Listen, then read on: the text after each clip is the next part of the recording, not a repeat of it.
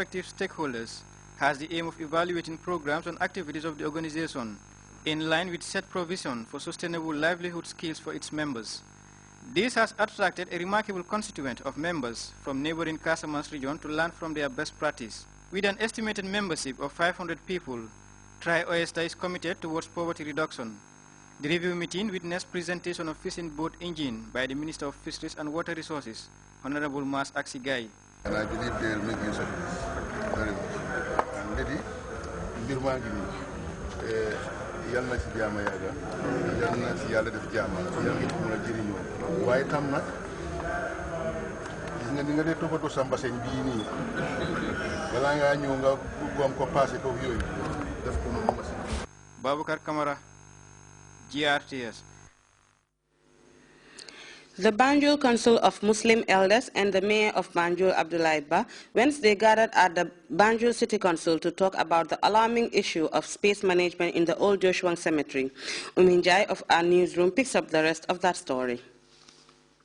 Be located on the outskirts of towns and villages, but now they can be found within built-up or residential areas, a phenomenon attributed to the huge and increasing demand for land. A case in point is the Muslim cemetery at Old Joshua. It was commissioned in 1980, but is now almost full to capacity. The question exercising the minds of the mayor of Banjul and elders of the capital city is where next. The nagging question is what prompted this meeting taking place at Town Hall in Banjul.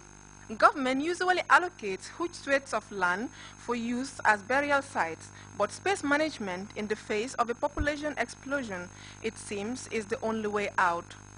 The mayor's statement set the stage for frank discussions that generated diverse opinions. Some even suggested that large graves that take up valuable space should be demolished.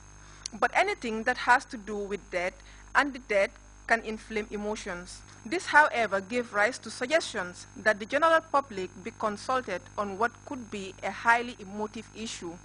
One prominent individual who bought into the idea of demolishing large graves that take up space was the Imam Ratib of Banjul. Alhaji Cherno Aliu Maska also said all graves should exhumed and the remains of those buried there buried elsewhere, but was however quick to add that graves containing remains that have not fully decomposed should be left untouched.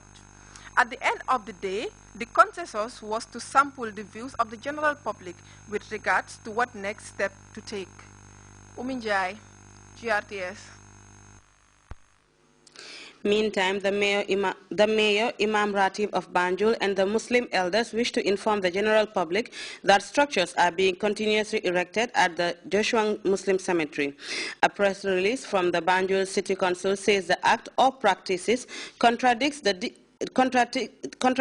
dictates and principles of both Sharia and the Sunnah. The office of the mayor, the Imam Ratib, and Muslim elders of Banjul wish to convey to the general public that with immediate effect, all sorts of erections at the Joshua Muslim Cemetery will no longer be permitted. The dispatch urges the general public to desist from this with immediate effect in compliance with our noble deen, Islam.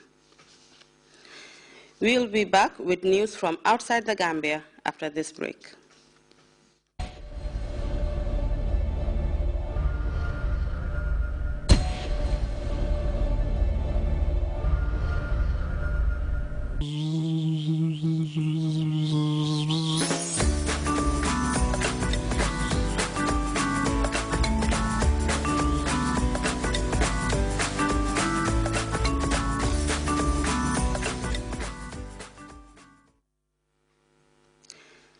Welcome back.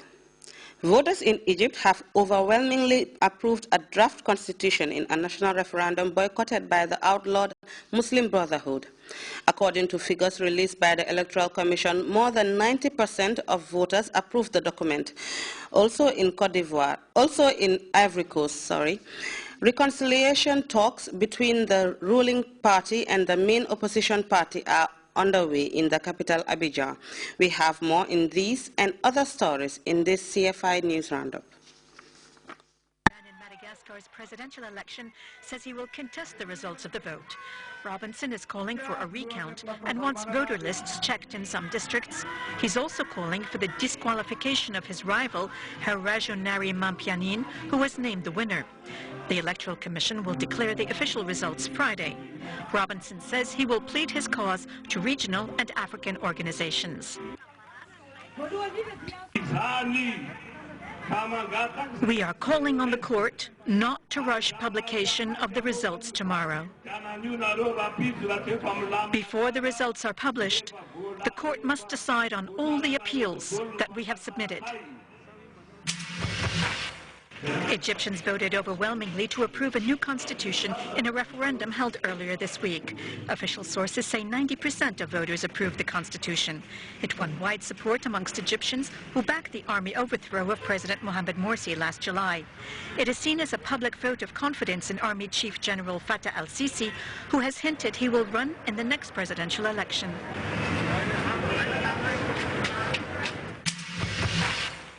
The trial of 4 suspects in Kenya's Westgate Mall massacre opened Wednesday in Nairobi. 4 men are on trial, charged with lending support to the attackers. There are no details of the nature of their alleged support, but sources say the prosecution will argue they helped provide logistical support for the gunmen, including organizing accommodations. All 4 have pleaded not guilty to the charges. Discussions have resumed between the government of Côte d'Ivoire and the Ivorian Popular Front Party, founded by former President Laurent Gbagbo. Following a meeting, the head of the movement, Pascal Afin-Guessan, said the talks were positive. The 2 delegations are to meet again. They say they are determined to find a consensus in order that elections in 2015 be peaceful and credible.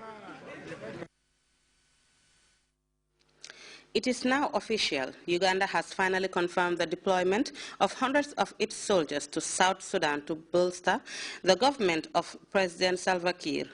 Ugandan forces crossed the border early last month following an upsurge of fighting between government forces and rebel soldiers loyal to former Vice President Dr. Riek Machar. But as we hear in this CFI report, some Ugandans have expressed reservations about the army's deployment to another complex conflict.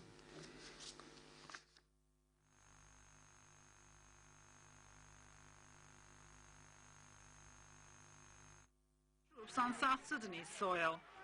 Ugandan troops deployed in war-ravaged South Sudan 5 days after fighting began last month, but so far the regime was insisting they were there to help evacuate Ugandan citizens and were not engaged in combat. Now it is common knowledge that the UPDF is engaged in combat operations, as revealed by the President in Angola. We are operating under a bilateral mandate. The initial decision to send troops across the border was made without the approval of Parliament, sparking criticism from some lawmakers and prompting a special sitting of the House. The Parliament finally endorsed the government's decision on troop deployment to help President Salva Kiir fight the rebels led by Riek Machar. It's good that the motion has been passed and that our presence is now has been ascended to by Parliament. I think that will give us more comfort working with on the ground. Securing the commercial road between Juba and Kampala is one of the principal missions of the 1,200 Ugandan soldiers in South Sudan. The army is also considering sending reinforcements, more troops which may change the balance of power on the ground. We are not capitulationists. And before we take a leave of you, a quick reminder of the day's top stories. The Alliance for Patriotic Reorientation and Construction, APRC, Thursday inaugurated its National Organizing Committee as the ruling party gears up for its 5th National Congress. The team and staff of the President's Alternative Treatment Program have been sharing their stories with Grts ahead of today's grand celebration in Kanilai. Banjul has hosted the 36th Technical Committee meeting of the West African Monetary Zone in line with efforts to ensure a credible and sustainable monetary union for the sub-regional economic bloc. Voters in Egypt have overwhelmingly endorsed a draft constitution in a national referendum boycotted by the outlawed Muslim Brotherhood.